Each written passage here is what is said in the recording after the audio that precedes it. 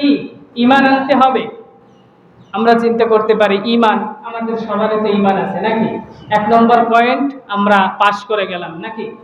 1 নম্বর পয়েন্টে তো আমরা সবাই পাস করে গিয়েছি, যেহেতু আমরা সবাই দাবি করি কি আমরা ঈমানদার। কি দাবি করি? আমরা ঈমানদার দাবি করি না? অবশ্যই ঈমানদার দাবি করতে হবে, কিন্তু শুধুমাত্র দাবি করলে হবে না। 3টি জিনিসের বিনিময় হলো ঈমান। কয়টি জিনিসের বিনিময়? 3টি জিনিসের বিনিময়। 1 নম্বর বিষয় হলো মুখে স্বীকার করতে হবে। কিসে স্বীকার করতে হবে? মুখে স্বীকার করতে হবে, জবান দিয়ে স্বীকার করতে হবে। 2 নম্বর বিষয় হলো অন্তরে বিশ্বাস করতে হবে। অন্তরের মধ্যে যেই জিনিসটা স্বীকার করব এই জিনিসটা সঙ্গে সঙ্গে বিশ্বাস করে নিতে হবে। 3 নম্বর বিষয় হলো ওই যেই জিনিসটা স্বীকার করলাম এবং বিশ্বাস করলাম ওটা সঙ্গে সঙ্গে কাজে পরিণত করতে হবে। আর এই 3টার সমন্বয় হয় ঈমান। কিন্তু আমাদের সমাজে বিশ্বাস করা পর্যন্ত কিছু লোক আছে 50%, মুখে স্বীকার করে ধরেন 20%, বিশ্বাস করা পর্যন্ত 50%, এরপরে কাজে পরিণত করা অধিকাংশ লোকের মধ্যেই নাই। কাজে পরিণত করতে অনেকেই চায় না, শুধু মুখে স্বীকার করে যে আমি ঈমানদার, কিন্তু সে ব্যবসায় গিয়ে দেখবেন মাপে কম দেয়। আছে কি নেই? আছে না? আছে, সমাজে অসংখ্য আছে। মুখে স্বীকার করে আমি ঈমানদার, কিন্তু আল্লাহর আইন সব জায়গায় মানতে চায় না। মুখে স্বীকার করে আমি ঈমানদার, কিন্তু যখন কোরআনের আলোচনা হয় তখন তারা ভালো লাগে না, তারা ওই সময় বাধা দেওয়ার চেষ্টা করে। আছে কি নেই? কিন্তু সে মুখে স্বীকার করেছে কি ঈমানদার। মুখে স্বীকার করে আমি ঈমানদার, কিন্তু তার সম্পদ আল্লাহর রাস্তায় ব্যয় করতে চায় না। এমন ভাবে মুখে স্বীকার করলে হবে না। মুখে স্বীকার করতে হবে, অন্তরে বিশ্বাস করতে হবে, কাজে পরিণত করতে হবে, তাহলেই সে হবে কি ঈমানদার। আপনি যদি লক্ষ্য করেন, যদি খোঁজেন যে আমি হিন্দু দেখব, হিন্দু যদি দেখতে চান বাংলাদেশে দেখা যাবে, কিন্তু যদি অধিক পরিমাণে হিন্দু দেখতে চান তাহলে চলে যেতে হবে পাশের দেশে ভারতে। কোথায়? ভারতে চলে যেতে হবে। যদি আপনি বৌদ্ধ দেখতে চান তাহলে মায়ানমারে চলে যেতে হবে। মায়ানমারে গেলে আপনি হাজার হাজার লক্ষ লক্ষ বৌদ্ধ দেখতে পারবেন না। যদি আপনি খ্রিস্টান দেখতে চান তাহলে আপনাকে আমেরিকায় চলে যেতে হবে। আপনি যদি ইহুদি দেখতে চান তাহলে আপনাকে ইসরায়েলে চলে যেতে হবে নাকি? যদি এরকম জাতি আপনি দেখতে চান বিভিন্ন জায়গায় চলে যেতে হবে। কিন্তু আপনি যদি মুনাফিক দেখতে চান কোথায় যাবেন? কোথায় যাবেন? মুনাফিক দেখতে চাইলে হিন্দুদের মধ্যে যাওয়া লাগবে না, বৌদ্ধদের মধ্যে যাওয়া লাগবে না, খ্রিস্টানদের মধ্যে যাওয়া লাগবে না। আপনি বাংলাদেশে নয়, এই গাজীরঘাটে আপনি যদি একটু কোরআনের চোখ দিয়ে লক্ষ্য করেন, আপনার পাশে আশেপাশে হাজার হাজার মানুষ মুনাফিকি করে বেড়াচ্ছে, অর্থাৎ মুখে স্বীকার করে সে ঈমানদার, কিন্তু কখনো সেটা কাজে পরিণত করে না। এরা হলো ঈমানদার নামের মুনাফিক। কি? ঈমানদার নামের মুনাফিক। এ কথা বললাম কারণ কি? আসুন, মুনাফিকের আলামত কয়টা? 4টা। একটা হলো কথায় কথায় কি বলা? মিথ্যা কথা বলা, আমানতের খেয়ানত করা, ওয়াদা দিয়ে ভঙ্গ করা, আবার যখন ঝগড়া বিপদ বাঁধে তখন গালিগালাজ করে, অশ্লীল ভাষা ব্যবহার করে।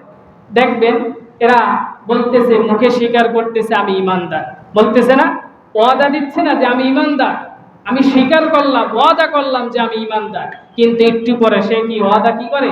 ভেঙে ফেলে। কোন সময়?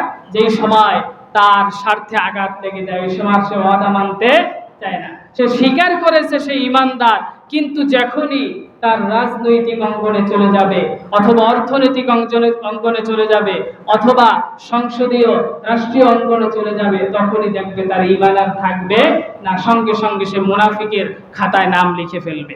কারণ হলো সে ওই সময় যদি ঈমানদারের কাজ পরিপূর্ণ করতে চায় তাহলে সে আর দুনিয়া হাসিল করতে পারে না।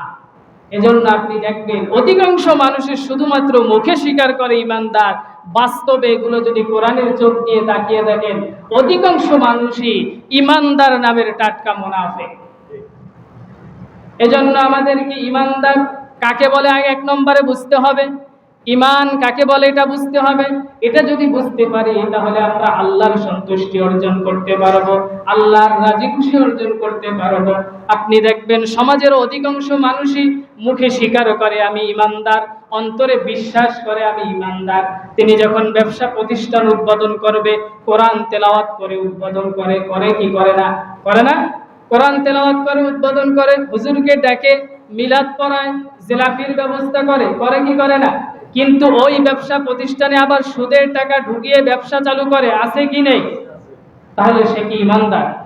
সে ঈমানদার নয়। কারণ ঈমানের দাবি যদি আপনি করেন তাহলে আল্লাহর প্রত্যেকটা আইনকে আপনার পুঙ্খানুপুঙ্খানু মেনে নিতে হবে, তাহলেই আপনি পরিপূর্ণ ঈমানদার। এছাড়া আপনি ঈমানদার নয়। আসলে ঈমানদার নামে আপনি একটা ভণ্ডামি করতেছেন, আপনি মুনাফিকি করতেছেন। আপনি লক্ষ্য করে দেখবেন মুখে স্বীকার করে আমি ঈমানদার, কিন্তু যখন তার ছেলে মেয়ের বিবাহ দেয়, বিবাহের সময় দেখবেন হুজুরকে ডেকে সুন্দরভাবে বিবাহের আয়োজন করে, বিবাহের সরা পরিয়ে দেয়, কিন্তু তার আগের দিন রাতে বিয়ার নামে সারা রাত ঘরের মধ্যে ভণ্ডামি করে, ছেলে মেয়ে একসঙ্গে মিলে নাচাগানা করে, বিভিন্ন ধরনের হাই হুল্লোড় করে। এগুলো যখন করে এই সময় সে আর ঈমানদার থাকে না। মুখে স্বীকার করেছে আমি ঈমানদার, হুজুরকেও ডাকছে, কোরআনও তেলাওয়াত করছে, কোরআন হাদিস থেকে যেইভাবে করা দরকার ইসলামের নিয়ম অনুযায়ী সুন্দরভাবে বিয়েকে শুরু করলো, কিন্তু কিছুক্ষণ আগে সে কি করলো? এটা কি ইসলামের মধ্যে আছে? নেই। এই যে সে মুখে স্বীকার করলো কিন্তু কাজে পরিণত করলো না, তাহলে কি সেই ঈমানদার থাকলো? থাকলো না। অধিকাংশ মানুষই মুখে স্বীকার করে। সংসদ ভবন যখন উদ্বোধন হয়, নির্বাচনের পরে দেখবেন সংসদ যখন প্রতিদিন চালু হয়, চালু হওয়ার শুরুতেই 300 এমপি যখন বসা থাকে, তাদেরকে কথা বলতে দেওয়ার আগেই কোরআন তেলাওয়াত হয়, হয় কি হয় না? বাংলাদেশে যেহেতু 95% মুসলমান, সংসদ ভবনে সর্বপ্রথম কোরআন দিয়ে উদ্বোধন হয়, কোরআনের তেলাওয়াত হয়, কিন্তু কোরআনের মধ্যে আল্লাহ তাআলা যেই কথাগুলো বলছে এই কথাগুলো কিন্তু কখনোই মানতে চায় না, শুধুমাত্র তেলাওয়াতের মাধ্যমে সীমাবদ্ধ রেখে দেয়, তেলাওয়াতের মাধ্যমে সমাপ্ত করে রেখে দেয়। এই কথাগুলো তারা বাস্তবে সংসদের মধ্যে চালু করে না, সমাজের মধ্যে আইন হিসাবে চালু করে না, রাষ্ট্রের মধ্যে আইন চালু করে না। তাহলে বোঝা গেল এরা শুধুমাত্র মুখে স্বীকার করলো ঈমানদার, বাস্তবে এরা একজনও ঈমানদার নয়। ঈমানদার যদি ঈমানদার হতো তাহলে সংসদ ভবনে যে আয়াতটা তেলাওয়াত হয়েছে, যে কোরআন থেকে তেলাওয়াত হয়েছে, ওই কোরআনে আল্লাহ রাব্বুল আলামিন কি শুধুমাত্র তেলাওয়াতের উদ্দেশ্যে পাঠিয়েছে, না এগুলো জমিনের মধ্যে বাস্তবায়ন করার জন্য পাঠিয়েছে? বাস্তবায়ন করার উদ্দেশ্যে না, তাহলে এগুলো তারা বাস্তবায়ন করার জন্য 1 নম্বরে তারা কাজ করত। কিন্তু আমাদের সমাজের এমপি মন্ত্রী, সমাজের যারা দায়িত্বশীল আছে তারা এই কাজগুলো করে না।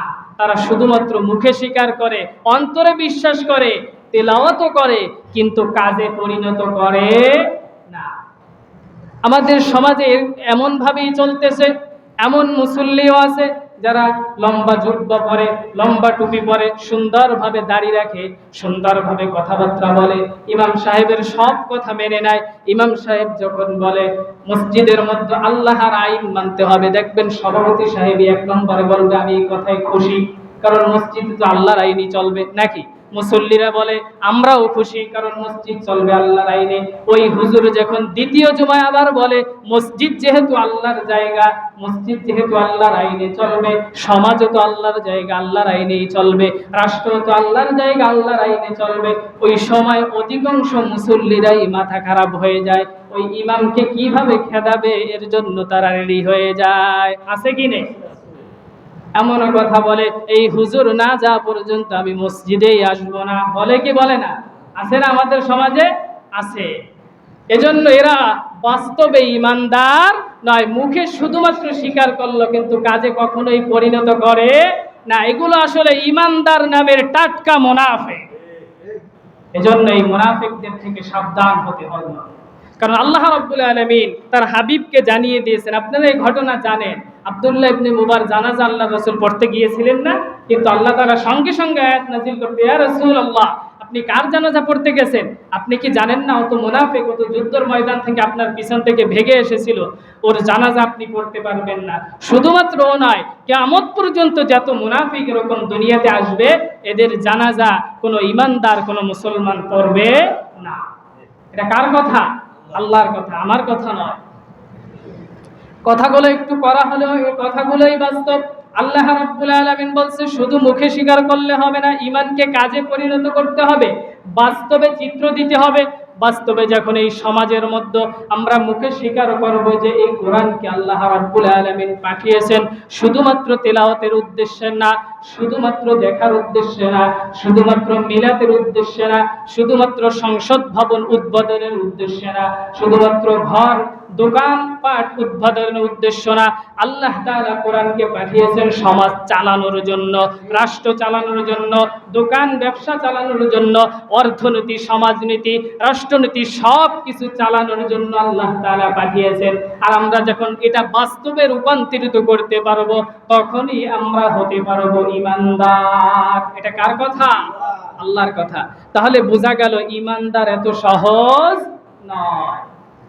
খালি মুখে স্বীকার করলাম আমি ঈমানদার, 5 ওয়াক্ত নামাজ পড়লাম, আর আমি একটু তাসবিহ দেখলাম মসজিদের কোনায় বসে ঈমানদার হয়ে গেলাম, এত সহজ যদি হতো তাহলে তো জাহান্নাম বানানোর কোনো প্রয়োজন ছিল না, শুধুমাত্র জান্নাত হইলেই হইতো।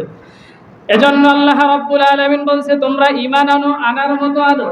যদি এমন ভাবে ঈমান আনো তোমরা জান্নাতে যেতে পারবে না।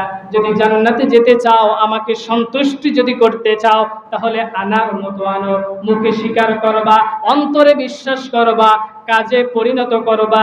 এই 3টা বিষয়ের উপর যখন তোমরা অটল থেকে দুনিয়া থেকে বিদায় নেবা, তখনই তুমি ঈমানদার অবস্থায় বিদায় নিতে পারবা।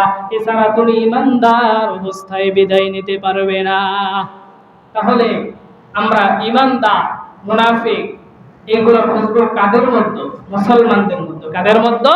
মুসলমানদের মধ্যে। হিন্দুদের মধ্যে, বৌদ্ধদের মধ্যে, খ্রিস্টানদের মধ্যে, ইহুদিদের মধ্যে খোঁজার কোনো প্রয়োজন নাই। আরে ভাই, তার তো ঈমানই নেই, সে তো কালেমাই পড়ে নাই, সে যদিও এমনি মুখে কোনো সময় পড়ে থাকে ওটা তো এমনি এমনি, কিন্তু সে বাস্তবে তো বিশ্বাস করে না, কাজেও পরিণত করে না। তাহলে সে, তার কথা তো বাদই দিলাম, সে আবার মুনাফিক কিভাবে হয়? সে তো এমনি আমরা জানি আমাদের শত্রু নাকি? একজন কাফের সে তো ইসলামের অবশ্যই শত্রু, সে তো অবশ্যই সে ইসলামের ক্ষতি করার চেষ্টা করবে, সুযোগ পেলে, করবে না?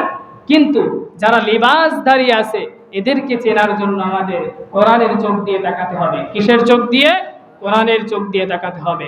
এজন্য মুনাফিক যদি আমরা সমাজ থেকে আমরা একটু আলাদা করতে পারি কোরআনের চোখ দিয়ে, তাহলে এই সমাজটা সুন্দর হয়ে যাবে।